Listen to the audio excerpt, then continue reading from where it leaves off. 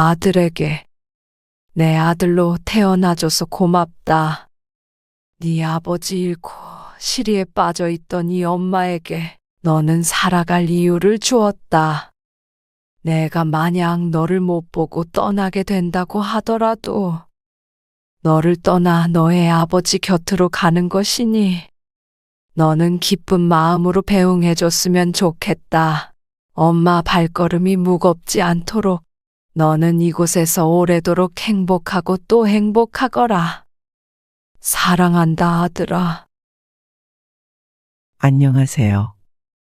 오늘은 서울 화곡동에 살고 있는 71세 김영순 할머니의 사연을 읽어드릴까 합니다. 가슴 아픈 편지를 작성해 놓은 김영순 할머니에게 무슨 일이 있었는지 같이 들어보고 따뜻한 위로나 조언의 말씀을 댓글로 남겨주시길 바랍니다.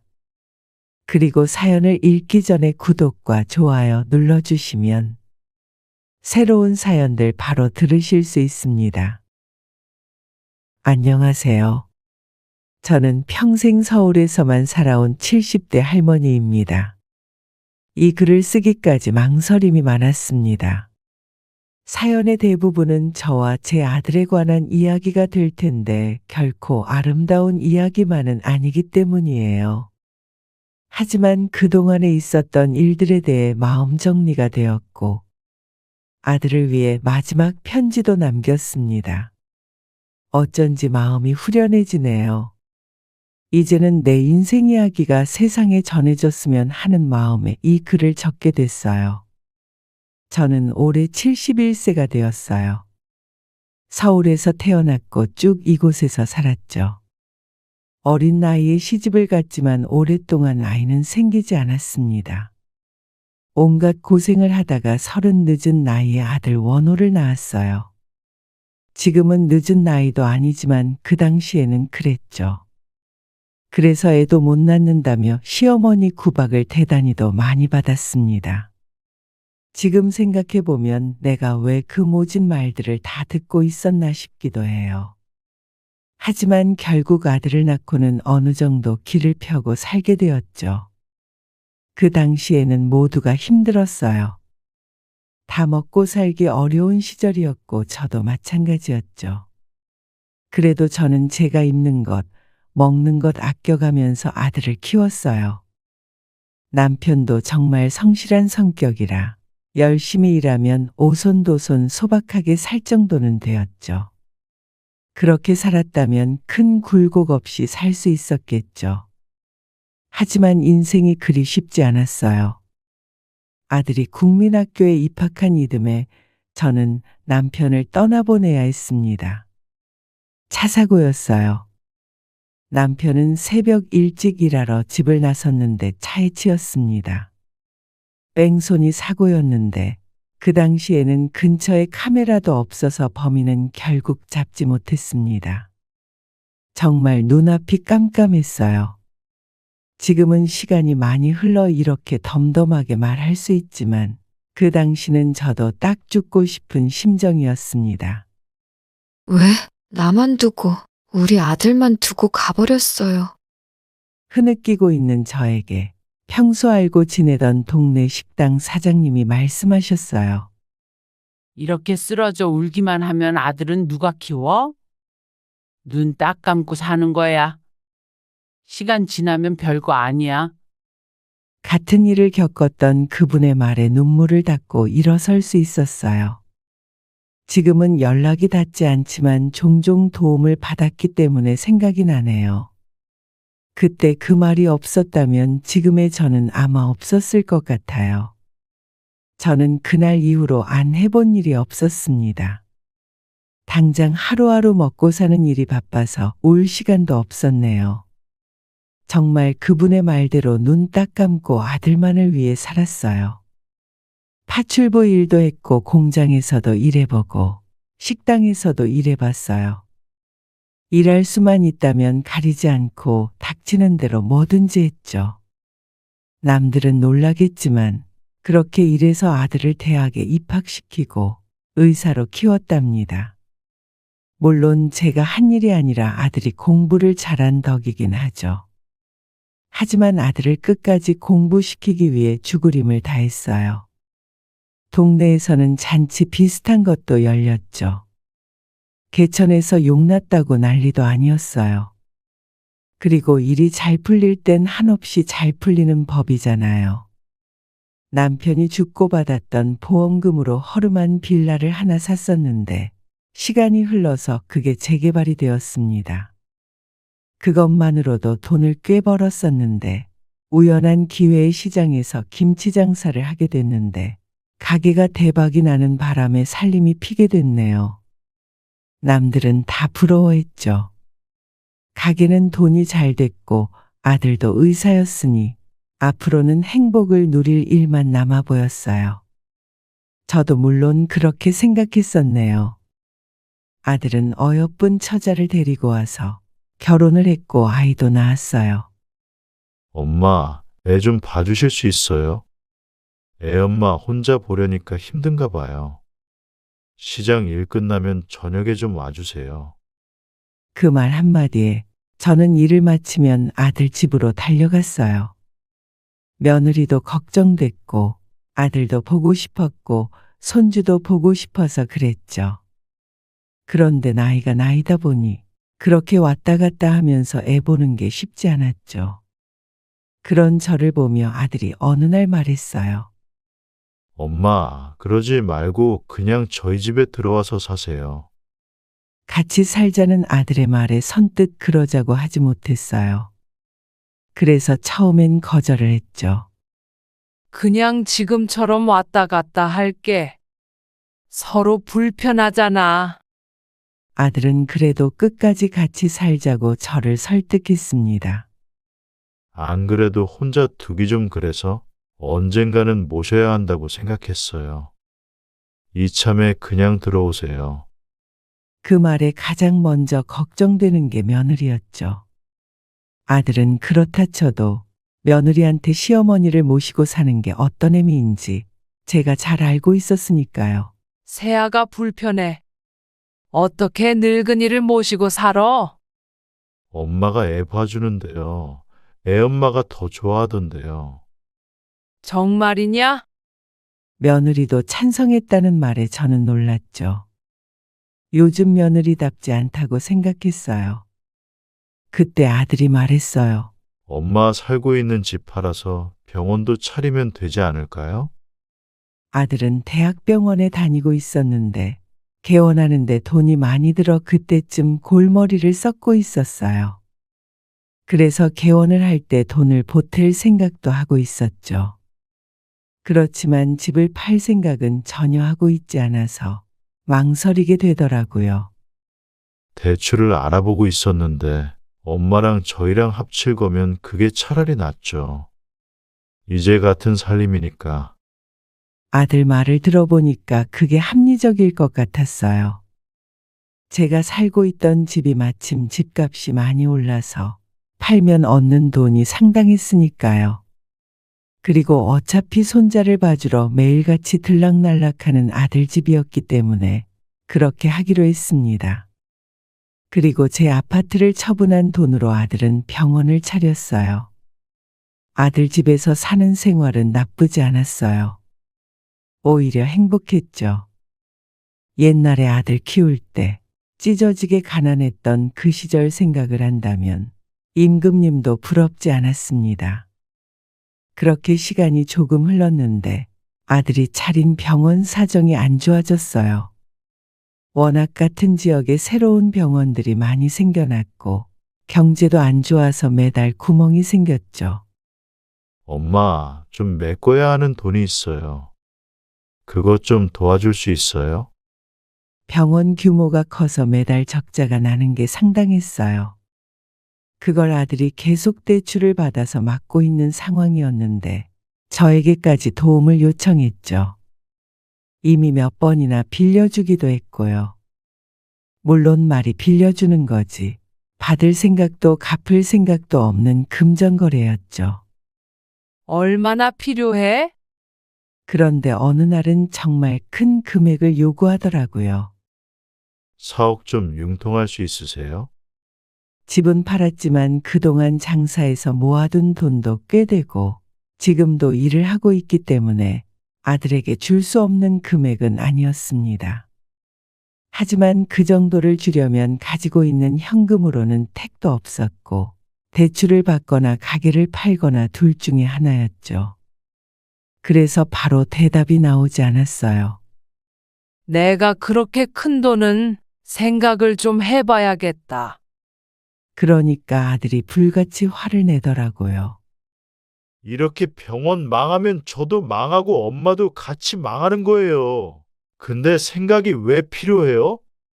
아들이 말하는 돈을 주면 제가 가진 걸 모두 주는 것이나 마찬가지였어요. 남들은 아들이 의사인데 뭐가 걱정이냐 할 수도 있겠지만 의사여도 이렇게 병원이 잘 안 되면 망하는 건 다른 사업과 똑같잖아요.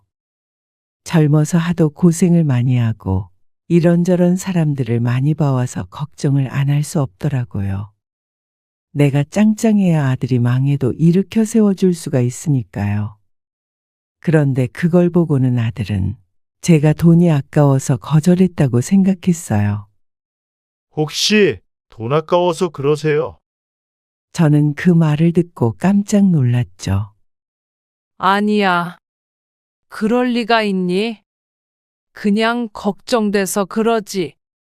걱정되면 도와주셔야죠. 이미 대출은 다 끌어다 써서 엄마밖에 저 도와줄 사람이 없어요. 저 정말 힘들게 의사 됐고 옛날에 그런 가난뱅이 시절로 돌아갈 수 없어요. 엄마도 아시잖아요. 저희 가족 다 깡통 차길 원하세요? 그러니까 안 도와줄 수가 없더라고요. 그래서 결국엔 가게를 정리해서 아들에게 모두 줬습니다. 아들 말대로 이렇게 무한정 깨진 독에 물만 부을 수는 없을 노릇이었으니까요. 자, 여기 4억이다. 그 돈을 받고 아들은 굉장히 놀랐어요. 그렇게 큰 돈을 선뜻 내줄 줄은 몰랐나 봐요. 괜찮으시겠어요? 그때서야 아들 표정이 밝아졌어요. 아들이 조심스럽게 물어봤지만 이미 결심을 마쳤고 돈도 마련해서 가져왔으니 물을 수는 없었죠. 그래. 나 죽을 때 이 돈 다 들고 갈 것도 아니고, 이제 몸이 여기저기 아파서 장사도 더는 못해서 다 정리했다. 감사해요. 병원 잘 되면 엄마도 더는 고생 안 하셔도 돼요. 엄마도 집에서 좀 쉬세요. 애만 보시고 그렇게 살면 되죠. 그래, 알았다. 엄마, 우리 가족을 위해서 열심히 한번 해볼게요. 끝까지 엄마는 제가 모시니까 엄마는 앞으로 편히 사세요. 말이라도 그렇게 해주는 아들이 고마웠어요. 돈 버느라 바빴던 엄마였기 때문에 아들에게 항상 미안한 마음뿐이었으니 말이에요. 그리고 어차피 늙은이가 그 돈을 다 어디다 쓰겠나 하는 생각도 있었죠. 아들이 기뻐하는 모습을 보니까 저도 좋았습니다. 아들은 그 돈으로 병원 규모를 줄여서 좀 더 좋은 위치에 다시 차렸어요. 그리고 그때부터 제 명줄은 아들이 쥐게 되었죠. 이제 노후라는 게 없었으니까 아들에게 의지하는 수밖에 없었어요. 다행히도 병원은 다시 잘 됐어요. 그게 마지막 기회였으니 정말 하늘이 도왔죠. 그 이후로 저는 잘 지냈어요. 아들이 주는 용돈으로 생활하게 된 게 크게 달라진 점이었죠. 하지만 평생 일만 해온 저는 딱히 돈도 쓸 데가 없어서 용돈을 많이 주든 적게 주든 큰 상관이 없었습니다. 집에서 집안일하고 애 돌보고 하며 그렇게 살았어요. 하지만 그것도 손자가 어릴 때 얘기였고 손자가 크면서는 제가 할 수 있는 일은 밥하고 빨래하고 청소하는 것밖에는 없었어요. 그렇게 시간이 흘러서 손자는 훌쩍 커버려서 대학에 갈 때가 되었어요. 그리고 그때 저에게 큰 불행이 찾아왔죠. 예고도 없이 왔네요. 그 불행을 처음 알게 된 날을 이야기해 볼게요. 어느 날 같이 밥을 먹으려고 밥을 차리고 있었어요. 그런데 며느리가 저에게 말을 걸었죠. 어머니, 뭐 하고 계세요? 밥 차리고 있는 사람한테 뭐 하고 있냐고 묻는 며느리가 황당했어요. 뭐 하긴? 밥 차리잖니. 그러니까 며느리 표정이 아주 우스꽝스러워졌죠. 귀신을 본 것 같기도 하고요. 왜 그러냐고 물으니까 며느리가 뭐라고 했는지 짐작이 가시나요? 어머니, 좀 전에 밥 먹었잖아요. 왜 그러세요? 왜 그러냐는 며느리의 말에 제가 묻고 싶었어요. 왜 그러냐고요? 전혀 생각이 안 났으니까요. 그런데 기억이 안 난다고 할 수 없었어요. 아, 그렇지. 방금 먹었다. 내가 깜빡했네.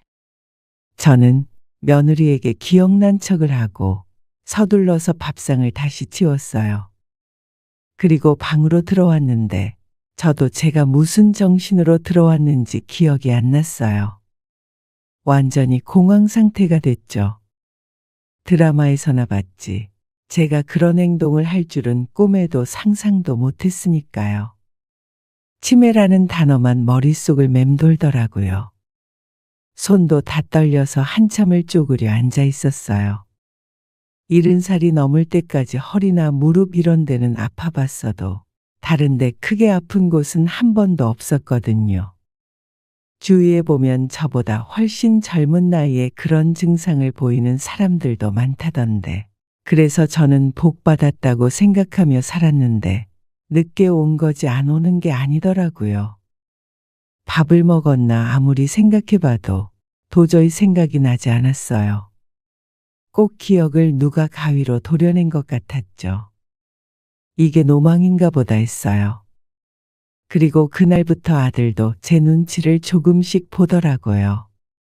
며느리가 당연히 아들에게도 말했겠죠. 엄마, 그냥 단순히 건망증일 수 있어요. 연세가 있으시니까 자연스러운 거예요. 아들이 그렇게 말했지만 전혀 안심은 할 수 없었어요. 왜냐하면 그 뒤로도 그런 증상이 몇 번 더 있었거든요. 어머니, 저 예승이 좀 데리러 갔다 올게요. 그래? 근데 예승이가 누구였더라? 어머니 손자요. 아, 그때는 바로 생각이 났어요. 그냥 잠시 손자 이름이 낯설어졌었는데 그래도 그것도 치매 증상이었겠죠. 며느리도 아들도 그때는 그 상황을 심각하게 받아들이기 시작했고 저도 마음의 준비를 해야 했어요. 그리고 그게 끝이 아니었죠. 비밀번호를 까먹는다거나 사람 이름을 까먹는 것은 예사였고 내가 밥을 몇 번 먹었는지도 헷갈렸어요. 이런 비슷한 일들이 자주 있었네요. 그래서 병원에 다녀왔고 예상처럼 초기 치매라고 하더라고요. 그러니까 그때부터는 아들도 며느리도 예민해지기 시작했어요. 당연한 일이었죠. 그래도 제 나이면 요즘엔 아주 많은 나이도 아니잖아요. 더 많이 먹고도 건강하게 사는 사람들도 정말 많고요. 그런데 갑작스럽게 치매 증상을 보이니 가족들이 전부 날이 섰어요. 뭘 조금만 깜빡해도 핀잔을 들어야 했어요. 나 좀 나갔다 올게. 어딜요? 요 앞에 바람 좀 쐬러 갔다 오려고. 밥을 많이 먹었는지 속이 더부룩하네. 소화 좀 시키고 올게. 아들에게 이렇게 말했더니 아들이 너무나 화를 내더군요. 그러다 무슨 일 있으시면 어쩌려고요? 그냥 좀 집에 계세요. 정신도 온전하지 못한 양반이. 그때 사실 상처를 많이 받았어요. 저도 불안하긴 했지만 그래도 사람인 이상 먹고 자고 하는 거 말고도 다른 활동이 필요하잖아요. 그런데 저는 거의 집에 갇혀 있는 거나 마찬가지였어요. 잠깐 산책만 가려고 해도 화를 내니까 우울증의 치매 증상이 더 심해지는 것 같았어요. 치료를 받기는 했지만 치매는 눈에 띄게 호전된다거나 하지는 않았어요. 오히려 집에만 있으니까 더 안 좋아지는 것 같았죠. 그러던 어느 날 아들과 며느리가 대화하는 소리를 우연히 듣게 됐어요. 어머니, 저렇게 어떻게 계속 모셔요? 말 안 해도 나도 알아. 다 생각하고 있어. 무슨 생각이요? 애도 수능 봐야 하는데 치매 노인을 집에 둘 순 없잖아. 당신이 아무 말 없어서 우리 애 대학은 신경 안 쓰는 줄 알았죠. 말이 돼? 서울대 못 가면 끝장인데. 사람답게 살려면 무슨 수를 써서라도 서울대는 가야지. 그러니까 어머니는 요양원 모시는 거죠? 그래. 그렇게 할 거야. 근데 아직은 그래도 멀쩡하시잖아. 그래도 지금 당장은 심하지 않으시니까 지켜보자.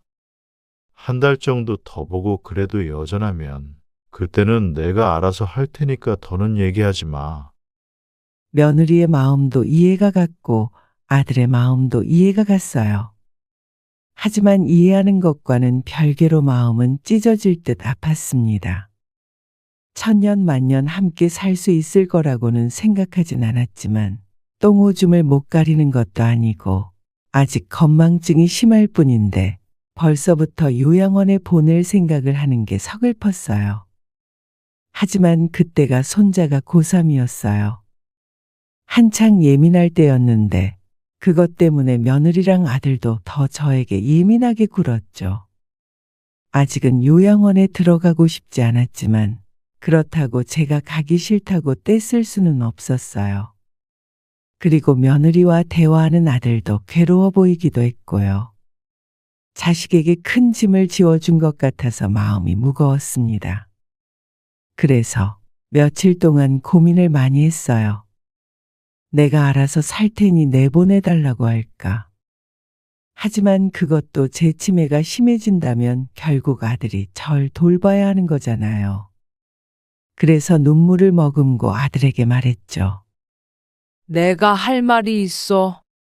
나 좀 요양원에 보내줘라. 제가 이렇게 먼저 말을 꺼냈어요. 그러니까 아들이 깜짝 놀라더라고요. 당연하죠. 어떻게 엄마를 요양원에 보내야 할까 고민이 많았을 테니까 말이에요. 그런 짐이라도 덜어줘야 하지 않겠나 하는 심정이었어요. 거기 가면 좋다고 그러더라. 나 아는 사람들도 몇 명 있는데 아주 좋대. 시설도 좋고 사람들도 많고 거기서 지내면 치매도 더 좋아진대더라. 네가 의사니까 좀 알아봐서 나 좀 요양원에 보내줘. 아들의 표정이 좋지 않아 보였어요. 그렇지만 저는 보았죠. 그 표정 안에 살짝 빛이 난도를요. 잘한 결정이라고 생각했어요. 저도 힘든 인생을 살았지만 그만큼 아들도 의사가 되기까지 정말 고생이 많았으니까요. 돈 많은 집안에서 태어났다면 조금 더 편하게 성공시킬 수 있었을 텐데 하는 괴로움도 늘 있었어요. 그런데 이렇게 결혼해서 자식도 낳고 병원도 차리고 잘 살고 있는 모습을 봤으니 됐다 싶었어요. 이제는 자식 앞길에 걸림돌이 되지 않게 사라져줘야 한다고 생각했죠. 그런데 그렇게 생각했지만 아들에게 요양원에 보내달라고는 했지만 한참 울었습니다. 이게 아들을 밖에서 보는 마지막이라고 생각하니까 눈물이 멈추질 않았어요. 그리고 내심 기대했는지도 몰랐죠. 아들이 가지 말라고 끝까지 함께 살자고 그렇게 말해주기를요. 그래서 저도 사람이라 아들을 원망하기도 했어요. 요양원에 들어가면서 눈물을 비쳤는데 어쩌면 아들이 그 눈물을 보고 마음을 돌려주길 바랐는지도 몰랐어요. 하지만 아들도 지켜야 하는 가정이 있기 때문에 어쩔 수 없는 선택을 했겠죠. 요양원에 들어오고 나서부터는 생활은 생각보다 나쁘진 않았습니다. 무서운 얘기를 많이 듣긴 했지만 이곳도 사람 사는 곳이었어요. 무엇보다도 제 상태가 많이 나쁘지 않기도 했고요. 그래도 외로웠어요. 그래서 한동안은 속으로 아들 욕도 좀 했네요. 아들은 제가 요양원에 들어온 후로 가끔 찾아왔어요. 전화도 했고요. 하지만 그것도 시간이 지나니까 뜸해지더라고요. 병원도 바쁘고 손자도 대학을 가고 그렇게 살다 보면 엄마라는 존재는 서서히 잊혀져 가는 것이겠죠. 우리 아들 의사예요. 그래요? 저를 돌봐주는 보호사에게 말해봐도 믿지도 않아요. 그냥 치매 노인이 헛소리한다고 생각하겠죠. 저도 더 이상은 아들 자랑을 하지 않아요. 그게 더 욕을 먹이는 것 같아서요. 그리고 저는 치매 증상은 심하지 않지만 암에 걸렸습니다. 건강이 안 좋아지는 걸 알았을 때는 또다시 하늘이 무너지는 기분이 들었어요. 그 소식을 아들에게도 전했더니 아들은 마음의 준비를 하는 것 같았어요. 이제는 연락도 뜸해졌고요. 저도 이제 더 이상 아들을 찾지 않으려고요. 숨가쁘게 살았지만 사랑하는 사람과 결혼했고 사랑하는 아들을 낳았고 그 아들이 아들을 낳는 것까지 바로 곁에서 지켜보다가 가는 거니까요. 제가 지금 요양원에 있는 게 아들 탓은 아니죠. 오히려 아들 곁에 계속 남아 있었더라면 못 볼 꼴 보이고 평생 서로를 증오하게 되었을지도 모르고요.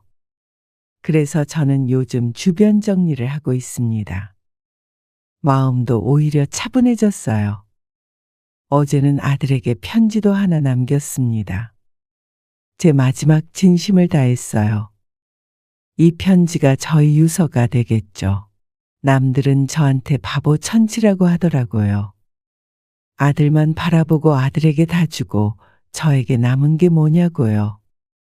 하지만 저는 아마 다시 태어나도 또 제 아들의 엄마가 되고 또 똑같은 선택을 하지 않을까 싶네요. 여러분들은 다른 선택을 하셨을까요? 궁금하네요. 아들에게 내 아들로 태어나줘서 고맙다. 네 아버지 잃고 시리에 빠져 있던 이 어미에게 너는 살아갈 이유를 주었다. 내가 만약 너를 못 보고 떠나게 된다고 하더라도 너를 떠나 너의 아버지 곁으로 가는 것이니 너는 기쁜 마음으로 배웅해줬으면 좋겠다.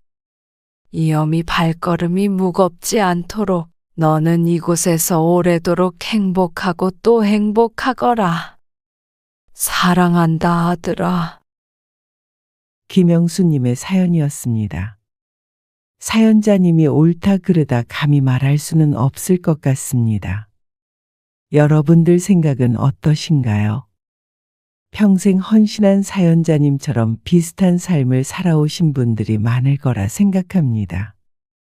댓글에 여러분들의 의견 써주시길 바랍니다. 그럼 또 다른 사연으로 찾아뵙겠습니다.